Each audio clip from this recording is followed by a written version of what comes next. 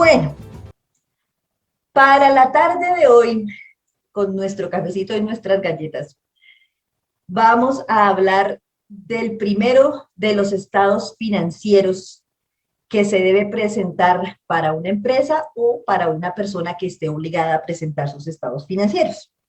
Y es el estado de situación financiera. Les decía yo en la piecita promocional que vamos a hablar del primero de los estados de la materia. Entonces, estado líquido, el café; estado sólido, las galletas; y estado financiero, el primero, el estado de situación financiera. Y, y pues es que de verdad es uno de los primeros, si no el primer estado financiero que podemos construir para una empresa. Voy entonces a compartir la pizarrita para poder escribir y empezamos entonces con nuestro cafecito de hoy. En el café pasado hablábamos de la ecuación fundamental y voy a hacer igual que la vez pasada. La voy a escribir utilizando la herramienta bonita de la pizarra de Zoom para escribir y que quede lindo. Y esa ecuación fundamental nos dice que el activo o los activos, la suma de los activos, debe ser igual a la suma de pasivo y patrimonio. Y decíamos que esa igualdad se debe mantener siempre, que esto de verdad, voy a ponerla en rojo porque es que de verdad es importantísima, esta igualdad debe mantenerse siempre, siempre, siempre. Lo que tengamos por aquí como suma de los activos debe ser igual a la suma de deuda o pasivo más la suma de lo que tengamos en el patrimonio. Y que cada vez que hay algo que le dé lugar a un movimiento financiero, pues lo debemos registrar por lo menos en dos partes de la ecuación fundamental, bien sea ambas en el activo o una en el activo y la otra parte en el pasivo o en el patrimonio. O pueden ser incluso ambas en el pasivo o ambas en el patrimonio, que eso es lo que llamábamos la semana pasada con el nombre que le damos contablemente, que es la partida doble o la doble partida, fundamental también para la ecuación. Y entonces decíamos también que la ecuación fundamental es de verdad uno de los pilares de la contabilidad y que esta igualdad se mantenga es uno de los pilares de la contabilidad. Y a partir de la información contable, a partir de las cosas que registramos aquí en la ecuación fundamental, podemos construir los estados financieros. Entonces, desde mi punto de vista, vamos a hacer lo que yo llamaría el top 3 de los estados financieros. En el tercer lugar, hay más, son 5 en realidad los estados financieros básicos de acuerdo con la contabilidad.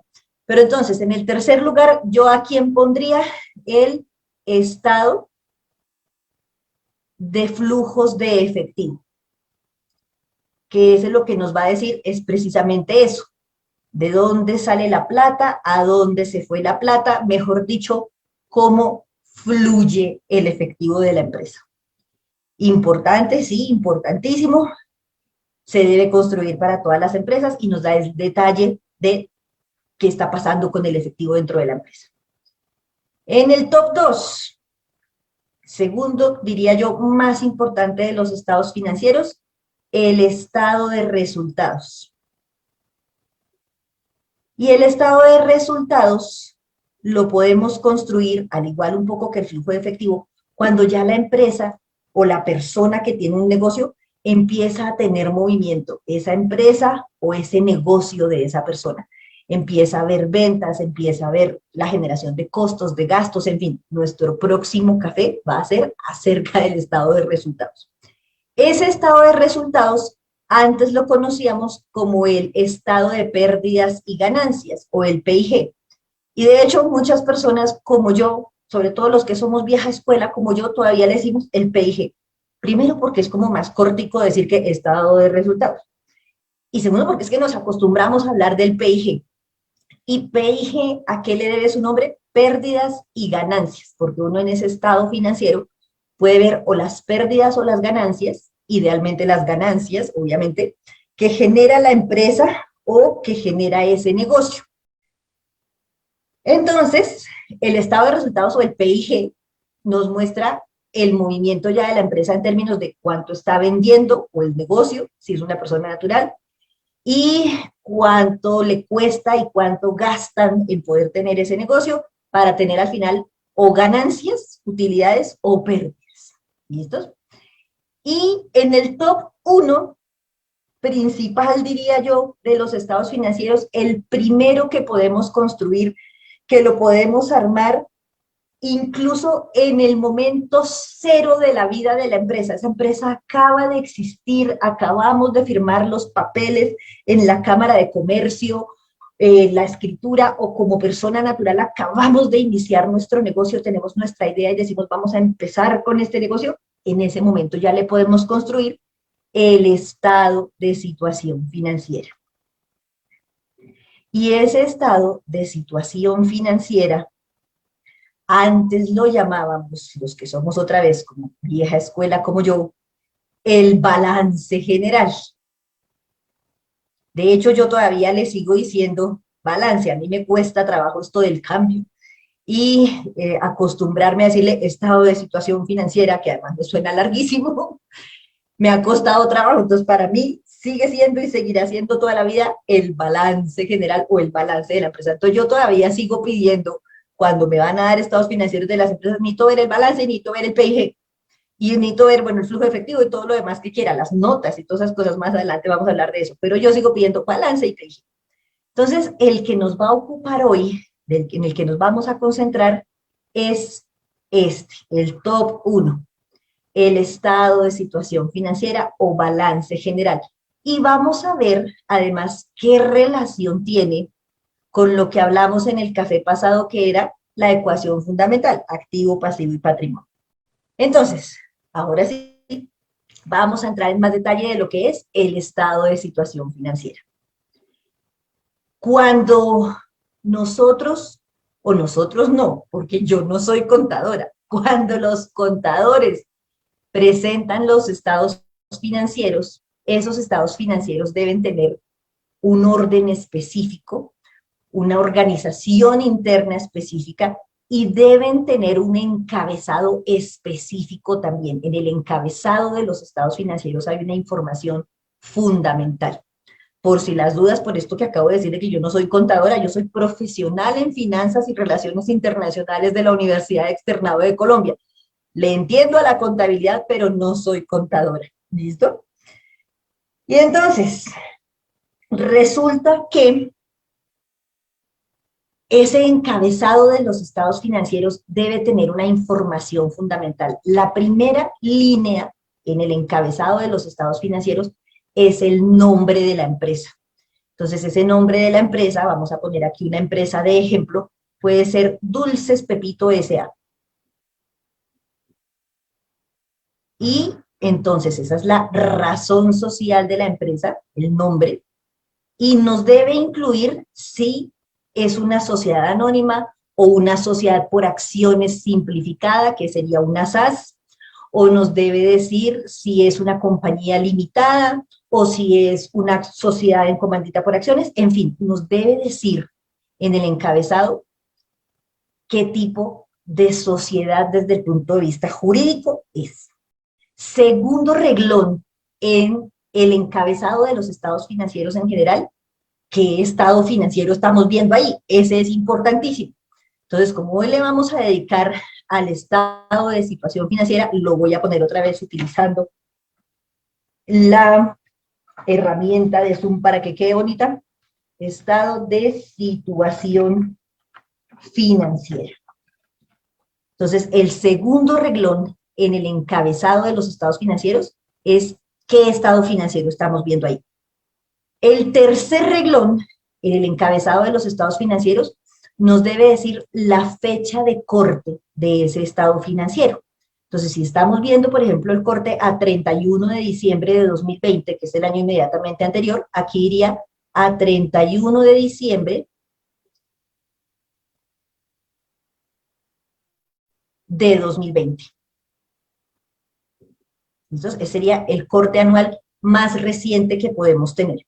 En Colombia, el año fiscal va de 1 de enero a 31 de diciembre. Entonces, el corte de estados financieros generalmente lo hacemos a 31 de diciembre. Hay empresas que deben hacer cortes de estados financieros con más regularidad, especialmente las empresas que están inscritas en bolsa. Deben presentar sus estados financieros trimestralmente.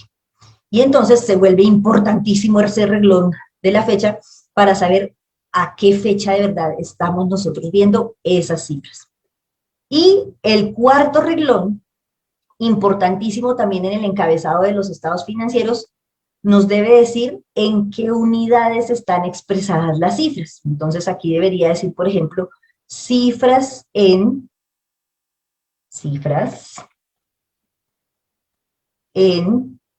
millones de pesos, por ejemplo. O podría decir en miles de pesos. O podría decir en pesos completos. Entonces puede ser cualquiera de esas alternativas. Si las cifras están presentadas en dólares, pues diría en dólares. Si estuvieran miles de dólares, pues diría en miles de dólares. Y así sucesivamente. En Colombia, por norma, se deben presentar los estados financieros en pesos, que es nuestra moneda, y lo que hacemos muchas veces es que si las cifras son muy largas, porque la empresa es grande y tiene de verdad unas operaciones interesantes, pues poner la cifra completa es una cifra o un número con muchos dígitos, entonces reducimos y lo expresamos o en miles de pesos o en millones de pesos. O si son cifras más pequeñas, pues en pesos completitos. Entonces sí es muy importante también para cuando vamos a empezar a hacer análisis y para entender la información que tenemos ahí, saber en qué unidades están expresadas esas cifras. Entonces, eso tendríamos en el encabezado de los estados financieros, todos en general. Y si se trata del estado de situación financiera, que es el que nos ocupa hoy, pues claramente en el segundo renglón diría que lo que estamos viendo ahí es el estado de situación financiera, que como les decía hace un ratito, lo conocemos también como el balance general, es el mismo balance general de hace unos años. Lo que pasa es que ya bajo normas internacionales de información financiera, el nombre cambió un poquito y un poco también, lógicamente, la forma en que se presentan las cifras internamente. Entonces, eso iría en el encabezado. Y luego viene ya la presentación del estado financiero propiamente dicho. Es muy común presentar gráficamente el balance o el estado de situación financiera más o menos de esta forma, como un rectángulo dividido en dos rectangulitos internamente. Voy a tratar de que me quede dibujado más o menos bien y más o menos simétricamente. Y en ese rectángulo entonces tenemos unas secciones internamente. Esas secciones internamente van a representar las partes del estado de situación financiera.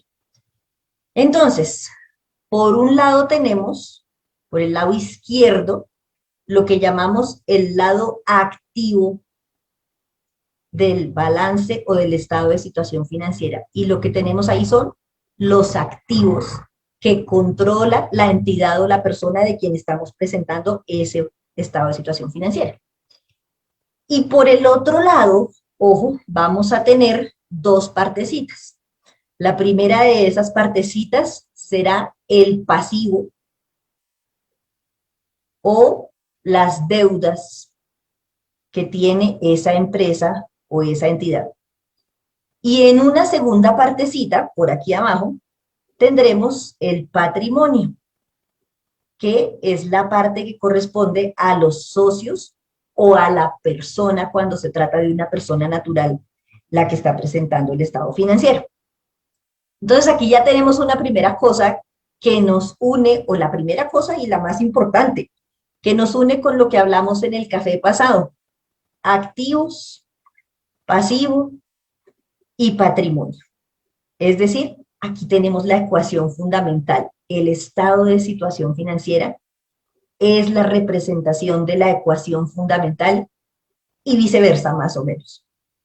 Entonces, ¿qué debe pasar? Lo que pasa con la ecuación fundamental, exactamente lo mismo, y por eso gráficamente lo representamos así. La suma de los activos, voy a tratar de poner aquí como una división de gran total de todo. La suma de los activos debería ser igual a la suma de pasivo más patrimonio. Si no es así, la ecuación fundamental no se está cumpliendo, el balance está descuadrado. Y ahí los contadores y las contadoras empiezan a sufrir porque el balance no cuadra. Entonces, y claro, es que algo se nos olvidó registrar, o lo registramos 2 veces, o bueno, alguna cosa pasó para que la suma de activos no sea igual a la suma de pasivo y patrimonio. ¿Listo? Entonces, primera cosa, por eso además lo representamos gráficamente de esta forma. Tenemos un rectángulo largo, digamos, al lado izquierdo, y 2 secciones o rectángulos o 2 cuadrados, depende cómo lo veamos gráficamente, y de cómo esté compuesto además la financiación de la empresa, al otro lado, al lado derecho, que representan pasivo y patrimonio, y que la suma de los dos debe ser igual a la de lo que tenemos al lado izquierdo, que son los activos. Entonces, el estado de situación financiera, lo primero que nos muestra es la ecuación fundamental. ¿Qué hay en los activos? ¿Qué hay en el pasivo? ¿Qué hay en el patrimonio? Y si el balance está cuadrado, si todo lo tenemos registrado bien, la suma de activos debe ser igual a la suma de pasivo y patrimonio. Segunda cosa, entonces, ¿cómo registramos o qué registramos más bien en los activos, en el pasivo y en el patrimonio? Hace una semana, en el café pasado, decíamos, en los activos vamos a registrar las cosas tangibles o intangibles, que son literalmente cosas que podemos tocar o no. Si son tangibles las podemos tocar, si son intangibles no, que controla esa entidad o esa persona. Y eso pueden ser de verdad cosas tangibles, vehículos, edificios, maquinaria, muebles, computadores, inventario, mercancía para vender, todo eso puede estar aquí en los activos. Y si son cosas intangibles, también los tenemos por ahí, si la entidad los controla. ¿Intangible qué puede ser? Esos intangibles pueden ser, por ejemplo, el derecho a cobrarle a un cliente por un servicio o un bien que ya le entregamos o ya le vendimos. Y por el otro lado vamos a registrar, como lo veíamos en la ecuación fundamental, de dónde salió la plata para tener esos activos. Porque como decíamos también en el café pasado, eso no puede ser de generación espontánea del universo. No fue como que de repente el cosmos me lo regaló ya. Y si el cosmos me lo regaló, está por aquí metidito en el patrimonio como donación del cosmos a favor de Dulces Pepito S.A., que es la empresa de nuestro ejemplo. Entonces, es importante que tengamos en cuenta también de dónde han salido los recursos. Y esos recursos pueden provenir de deuda o pueden provenir de los socios de la empresa, si se trata de una sociedad o de una empresa, o de la persona que tiene el negocio y que ha destinado unos recursos para el desarrollo de ese negocio. Ahora, dentro de los activos y dentro de los pasivos y dentro del patrimonio, dentro de cada sección, hay unas cosas también o una forma de ordenar y de presentar la información. Los activos normalmente los tenemos divididos en 2 secciones. Entonces voy a trazar aquí como una lineecita discontinua para armar 2 secciones.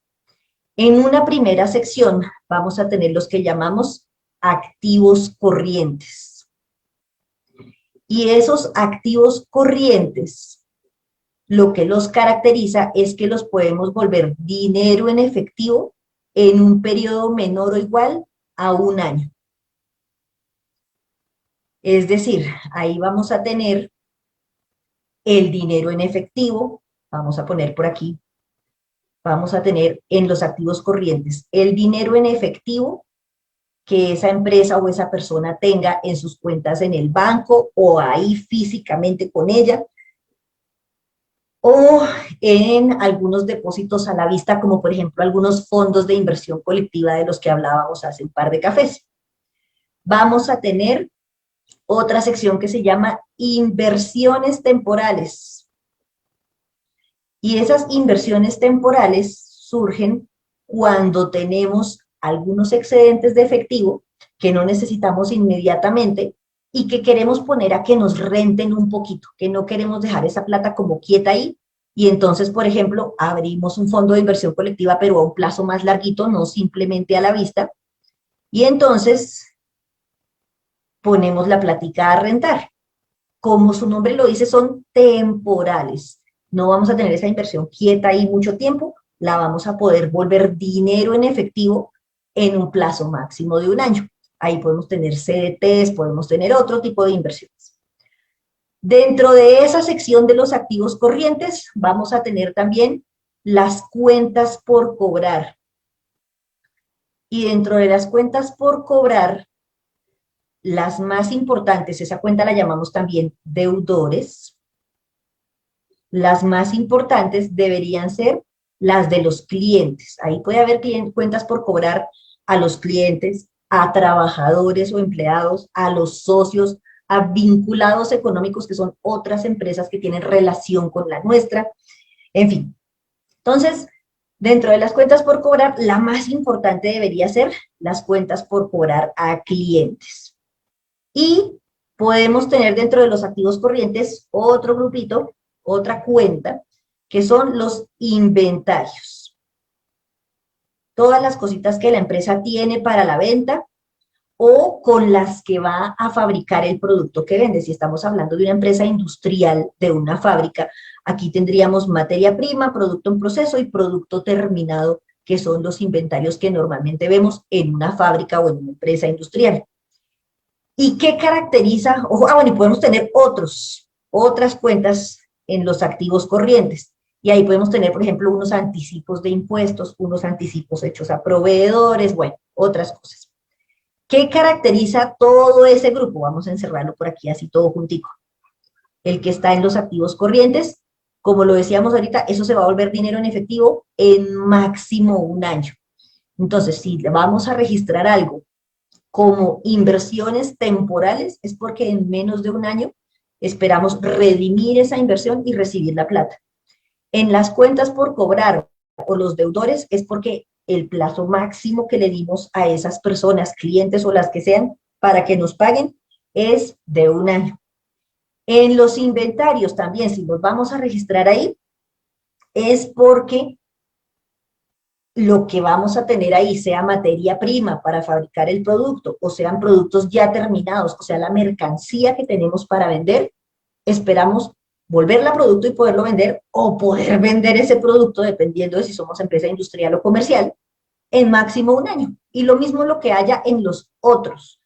Si tenemos ahí anticipos de impuestos, anticipos a proveedores, lo que quisiéramos o lo que tenemos ahí son cosas que vamos a poder volver dinero en efectivo o hacer cruce de cuentas cuando se trata de anticipos en máximo un año.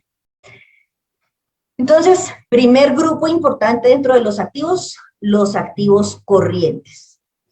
Y el segundo grupo importante dentro de los activos, vamos a ponerlo con un tono un poquito diferente de azul, son los activos no corrientes o de largo plazo.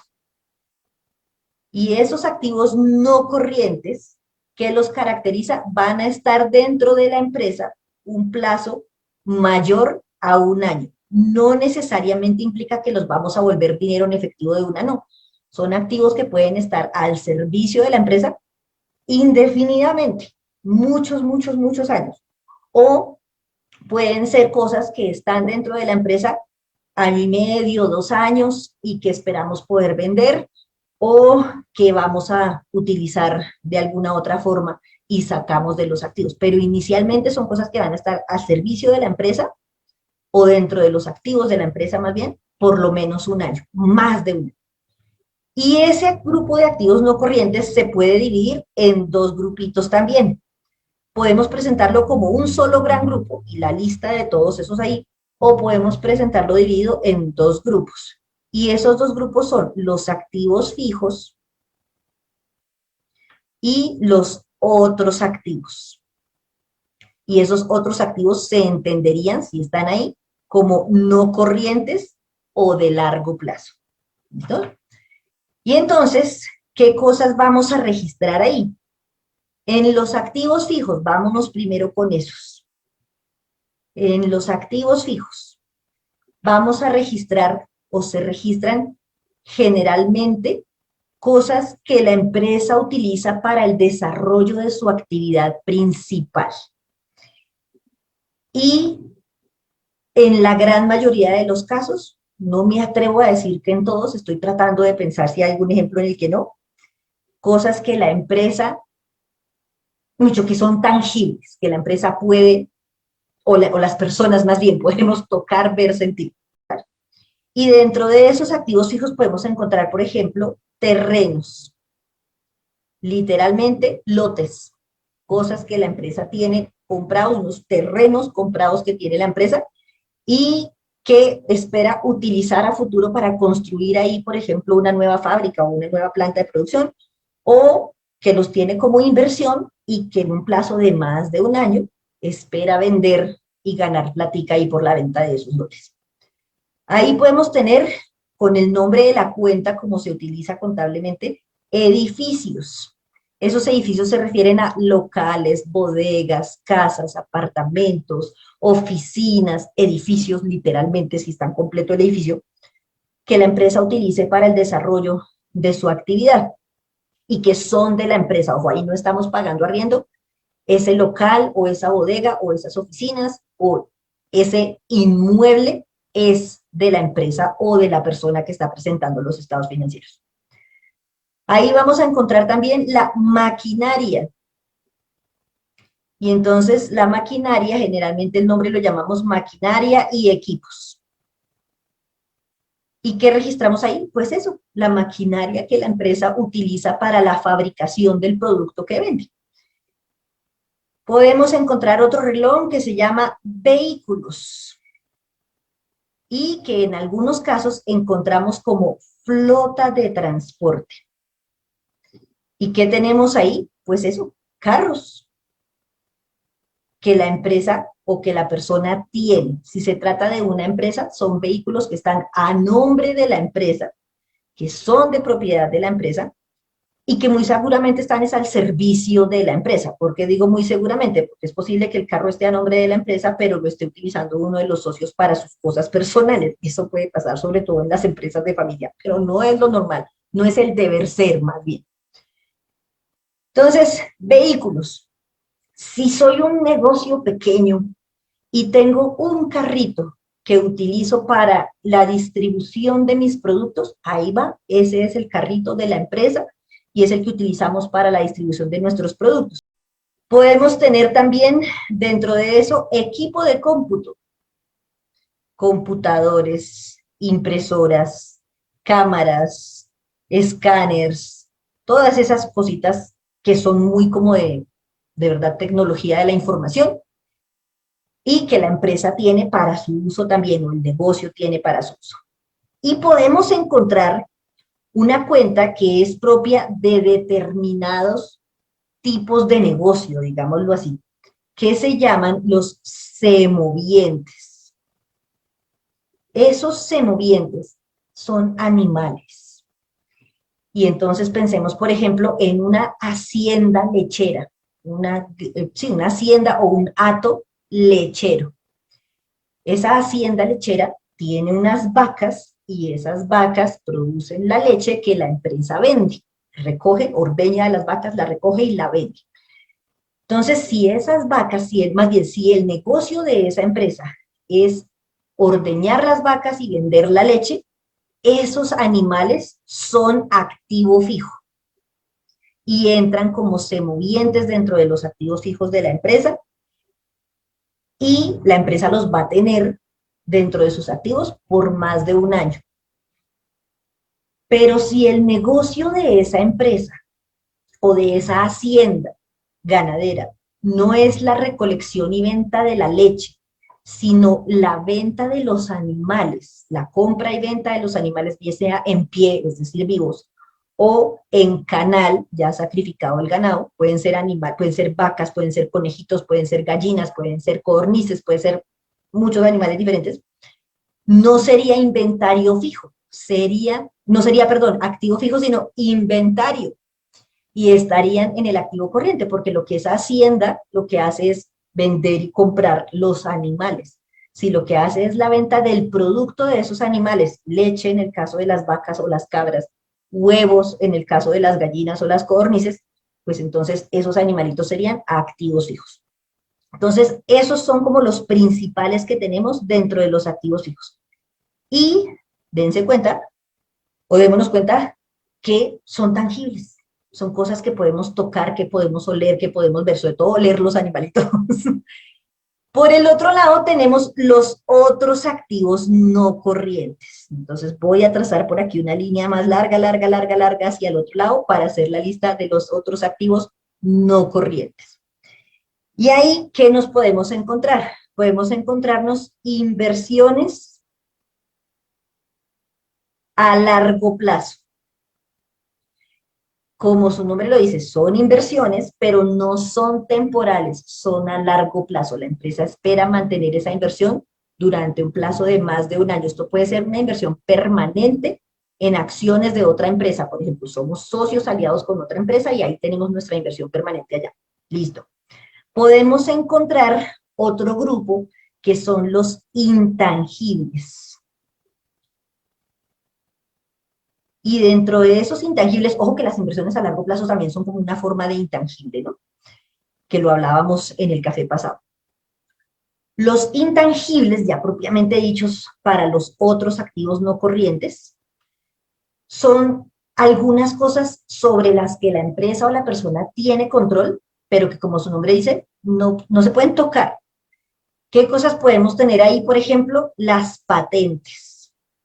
Pensemos, por ejemplo, en los laboratorios farmacéuticos que han desarrollado en este último año las vacunas contra el COVID-19.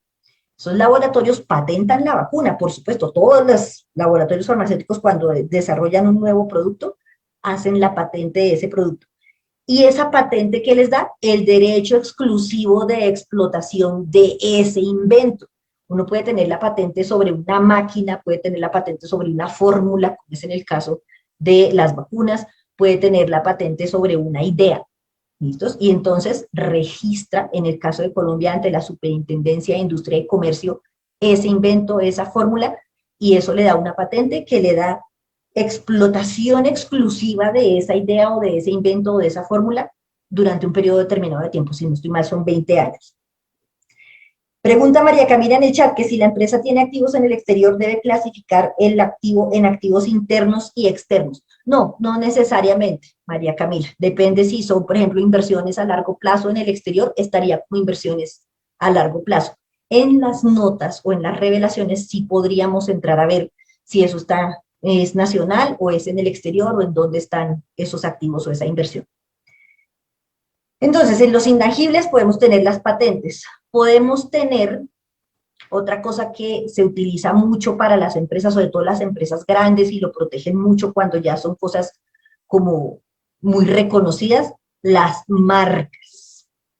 Entonces, pensemos, por ejemplo, para una empresa como Coca-Cola. La patente de la fórmula es importantísima. Nadie más en el mundo sabe la receta exacta de hacer la Coca-Cola, sino ellos. Y tienen el derecho de uso exclusivo de la marca también. Entonces, con esos colores, con ese tipo de letra, con el fondo, con todas esas cosas, eso compone la marca. Uno puede también registrar su propia marca, en el caso de Colombia otra vez ante la Superintendencia de Industria y Comercio, y tener el derecho de uso exclusivo de esa marca. Hace unos años, a propósito de las marcas, vamos a hacerle aquí su asterisquito y lo voy a escribir por aquí arriba. En Colombia tuvimos en tiendas, en supermercados, hasta en tiendas de barrio, venta de una cerveza con esta marca. A ver si me queda más o menos parecida la letra. Voy a borrar y lo vuelvo a hacer para que me quede más bonito. A ver si lo logro. Esto de escribir a mano alzada de verdad me cuesta trabajo. Uy, creo que más o menos se ve. Esa marca de cerveza, quienes somos televidentes de Fox, la conocemos desde hace como 20 años y es la cerveza que venden en el bar de Moe en Los Simpsons. Y aquí empezó a aparecer cerveza de esa marca, la botella igualita y todo, en tiendas, en supermercados, en almacenes. Una fábrica paisa empezó a fabricar y vender esa cerveza y registró ante la Superintendencia de Industria y Comercio la marca. Yo lo que no entiendo es cómo la Superintendencia les dio el registro de marca. Y resulta que la 20th Century Fox se enteró, ellos tienen abogados por todo el mundo, que aquí había alguien vendiendo cervezas de esa marca y se les vino encima y les dijo como ustedes no tienen derecho de uso de esa marca. El derecho de uso de esa marca lo tenemos nosotros a nivel mundial. No que nosotros la registramos, que nos dieron el derecho y todo, así peleé contra los abogados de la Fox a ver quién gana. Y entonces, resulta que lo que alegaban aquí los colombianos era, es que cuando nosotros hicimos el registro de marca, en realidad lo que dice ahí no es DUFF, DUF, como se llama la cerveza, porque esto está unido, el palito está unido. Nosotros registramos eso como una D, una U y una H, y por eso nos dieron el registro de marca. Adivinen quién ganó. Entonces, les tocó a ellos la Superintendencia de Industria y Comercio, cuando ya se supo que el pleito estaba perdido, les dio un ultimátum, les dijo, recojan todo el producto de las tiendas, de los almacenes y de todo antes de tal fecha, porque si no tienen una sanción grandísima, y les tocó recoger el producto. Yo ese día salí corriendo para la tienda, compré una, la tengo por ahí guardada de colección únicamente por tenerla de verdad como recordatorio de lo que puede pasar si uno utiliza una marca sobre la que de verdad no tiene derecho. Si nosotros sí tenemos derecho de uso de la marca, bueno, podemos de verdad registrarla, incluirla dentro de los activos de la empresa o del negocio y seremos los únicos que podemos utilizar ese nombre, esos colores, esa distinción del producto. Aquí podemos encontrar otro intangible que es el goodwill, y ese generalmente lo registramos con ese nombre. El buen nombre, la reputación de la empresa, de las cosas que a mí se me hace difícil de valorar. Hay que hacer avalúo de esos intangibles y generalmente de todos los activos para poder poner esos valores en los activos o en el estado de situación financiera de la empresa. Entonces, el buen nombre, la reputación, ¿cuánto vale mi buen nombre?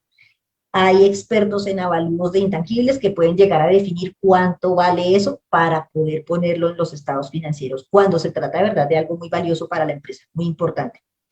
Podemos encontrar otro intangible que es el know-how, el saber cómo es eso.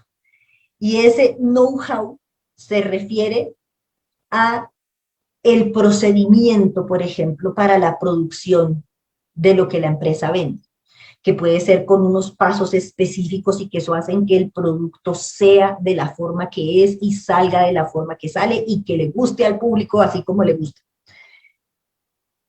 Entonces, ese know-how también se puede evaluar y podríamos incluirlo dentro de los activos de la empresa.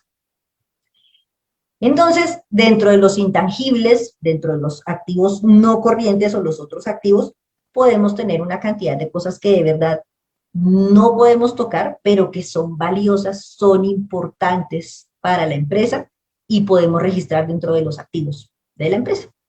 Dentro de los no corrientes también podríamos encontrar, por ejemplo, inventario a largo plazo. No es muy común, pero puede pasar que la empresa por alguna razón tenga dentro de sus inventarios cosas que se va a demorar más de un año en vender. Y esto puede ser, por ejemplo, para constructoras y para estas otras cosas que tienen dentro de su inventario bienes que son muy duraderos, de muy larga duración y que pueden ser un poco más demorados de vender, entonces habría inventario a largo plazo. Así como puede haber también deudores a largo plazo. Estas dos últimas cuentitas que tenemos ahí tienen en común que normalmente son cuentas del activo corriente, del corto plazo, pero pueden aparecer con largo plazo, entonces por eso es fundamental ponerle ese a largo plazo al final, inventario a largo plazo, deudores a largo plazo, o inventario no corriente, deudores no corrientes, que quede clarísimo que eso no es del activo corriente, sino del largo plazo.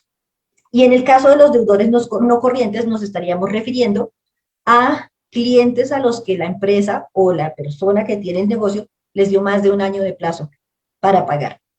Tampoco es común, pero puede pasar y depende mucho del tipo de empresa que nosotros estemos mirando. Entonces, muy a grosso modo, porque lógicamente puede haber más cuentas, puede haber más detalle en muchos casos, estas son las cosas que componen la primera parte del estado de situación financiera, que es el lado de los activos. Por un lado, los activos corrientes, los de corto plazo, van a estar en la empresa menos de un año, esperamos recibir la plata en efectivo de lo que hay ahí en menos de un año, y los activos no corrientes o de largo plazo, que van a estar en la empresa por periodos de más de un año. Ahora, internamente, esos activos, tanto los de corto como los de largo plazo, se ordenan de una forma específica también. El activo corriente tiene sus criterios para el ordenamiento, los activos fijos tienen sus criterios para el ordenamiento. En el activo corriente, el criterio para el ordenamiento es de lo más líquido, es decir, lo que es más fácil volver dinero en efectivo, a lo menos líquido. Y entonces por eso va de primeras el efectivo. ¿Qué más líquido? Es decir, ¿qué más fácil de tener en dinero en efectivo que lo que ya tenemos en efectivo? Y contablemente consideramos que los inventarios son probablemente los más difíciles de convertir en dinero en efectivo, especialmente si se trata de una empresa industrial o de una fábrica. Si soy una fábrica de dulces, como la que tenemos aquí en el ejemplo, y en mi inventario de materia prima tengo azúcar y tengo los sabores artificiales para los dulces y otras cosas, pues yo como empresa lo que sé vender son dulces. Yo no soy muy experta en la venta de azúcar o en la venta de los saborizantes o en la venta de los empaques de lo que necesito para producir eso. Eso puede estar en mi inventario y en el momento que yo necesite la plata puede ser un poco más difícil de vender que los dulces ya listos terminados, que es lo que yo sé vender como empresa. Sin embargo, o para ya hacer análisis financiero y otras cosas más de fondo, tendríamos que entrar a mirar a fondo cada una de las cuentas para ver si hay cosas que son de verdad líquidas o no. En las cuentas por cobrar, hay clientes que pagan más rápido que otros o a los que la empresa les da más plazo que a otros y puede que el inventario sí sea muy líquido, se mueva muy rápido y se convierta en dinero en efectivo muy rápido. En los otros, si esos otros lo que son es anticipos y especialmente anticipos de impuestos, pues eso así líquido, líquido, que yo diga mañana puedo tener el dinero en efectivo, de pronto no tanto. ¿Listo? Entonces por eso van de ultimitos en la lista. Eso por el lado de los activos no corrientes, de los activos corrientes, perdón. Por el lado de los activos no corrientes y específicamente de los activos fijos. El criterio para el ordenamiento, vamos a borrar por aquí el de los activos corrientes. El criterio para el ordenamiento en el caso de los activos fijos, los que tenemos por aquí, es la durabilidad. De los de más durabilidad a los de menos durabilidad. Por eso registramos de primeros los terrenos. Si Dios no lo quiera, llega a haber un terremoto y se cae el edificio, el terreno quedó ahí. El edificio dejó de existir y ya veremos qué hacemos, si lo teníamos asegurado o no y todas estas cosas. Acuérdense que hace unos cafés hablamos de seguros también, pero el terreno está ahí. ¿Listos?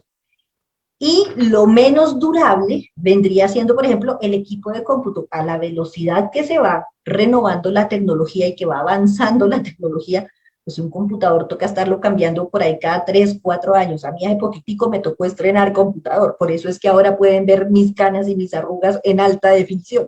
Antes no. Entonces, por eso van como de ultimitos, el equipo de cómputo toca estarlo renovando con más frecuencia. Y por eso también van como de ultimitos los semovientes, los animales, porque es que ahí dependemos de qué animalito sea, no es la misma la expectativa de vida de una vaca que de una codorniz, por ejemplo, y dependemos también del grado de productividad que tengan esos animales. Si tenemos a esos animalitos produciendo todo el día, puede que vivan menos que un animalito que está más descansado. Entonces, de los de más durabilidad a los de menos durabilidad es como se organizan los terrenos. Y ahí los terrenos, los activos fijos, por ponerme a leer, ¿sí ven? Y de ahí para abajo, influye también para otra cosa que registramos y que hablaremos más adelante, que son las depreciaciones. Con más o menos ese mismo criterio de la durabilidad, se calculan los años de vida útil de esos activos fijos para calcularles depreciación. A quienes no se les calcula depreciación de una vez, a los terrenos, ojo, esos no, ni a los semovientes. En el caso de los semovientes, hablamos es de agotamiento, no de depreciación. Pero para los edificios, la maquinaria, los vehículos, el equipo de cómputo, los muebles y enseres que me faltaron por ahí también, escritorios, sillas, mesas, estanterías, todas esas cosas, sí se calcula depreciación. Y dependen de la durabilidad, la vida útil de esos activos, nos la da qué tan durables son. Entonces, con esto los invito a nuestro próximo café, en el que hablaremos del otro lado del estado de situación financiera. Hoy hablamos del lado izquierdo, los activos. En el próximo hablaremos del lado derecho, pasivo y patrimonio, y qué va en cada uno.